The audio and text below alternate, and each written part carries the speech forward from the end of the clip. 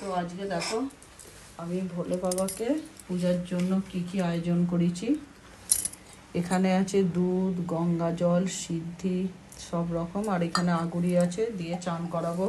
মধু আছে, ঘি আছে, আর এখানে দেখো দই, দু রকম মিষ্টি, ফুল, ফল।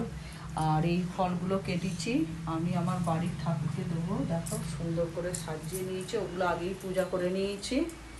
আর আজকে সারাদিন মেয়ে আমি কিছু খাই না, এই ফলের বার বলে ফলই খাবো। আমাদেরও কেটে রেখেছি, আগে ঠাকুরকে দেব, দিয়ে তারপরে খাবো। আগে আমি চান করাবো।